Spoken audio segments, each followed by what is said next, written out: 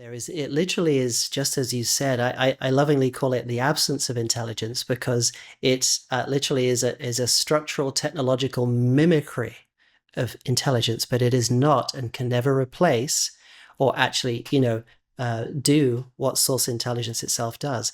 Source intelligence, to me, is the master physicist. It is the master creator. It is the master artist. It is the master chemist. It is the master linguist.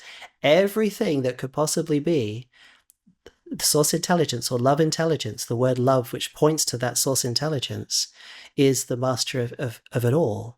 Now, you can create technological mimicries of that, but a mimicry is all it is. Now, it can't create, it permutes, it amalgamates, it takes existing stuff, mashes it up, and gives you a result. Oh, that looks new. Oh, cool. No, it didn't create anything. It's a permutation. True creativity, the way I see it, is source intelligence. And yes, there are many civilizations that have dabbled with this and given it up because they realized, what are we doing? Ultimately, when you get back into source intelligence, and the Antarians are one such group that comes to mind, they have dabbled with this because when a civilization gets quite intellectual, there's an intellectual fascination with what can I do with my intellect, my mind, what amazing things can I put together and go, woohoo, look at that, that's cool. And that, in a way was, the precipice, I believe, of the Atlantean civilization. They got too involved with that. And like I say, there's nothing wrong with an innovation that supports and makes life more livable, better, easier even. Like something that, I don't know, sweeps your floor for you or something like that. That's a helpful thing to you. It takes one less thing out of your life and helps you become, more time to focus here. So that can be helpful. But that's the thing, is to keep it in the context of what it is. It's just a helpful structural invention. That is it.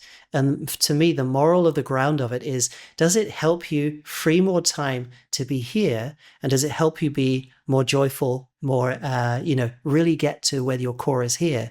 Or does it distract you and essentially want your focus to go down that road? So, this is a choice which humanity is facing. There's a lot of people that are highly focused on the technological route and are bang, bang, bang down there all the way.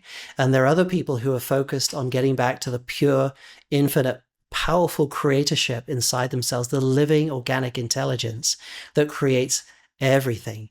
It underlies every atom that's ever created, that inherently becomes, can be put physically into the shape of all structures we call technology.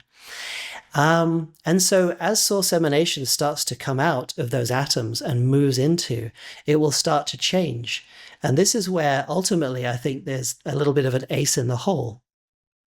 Because ultimately, as source intelligence moves back into the paradigm and at the forefront and in the inward aspect of us, suddenly everything becomes changed and harmonized in a different way. They're no longer constructs built on malice or constructs designed to take or, do harm to others. Now everything structurally organizes itself to become benevolent. It's a very different energetic physics. The physics now, or the energy motion or behavior, now is an intelligent one, and the intelligence is benevolent. So different from what we're used to.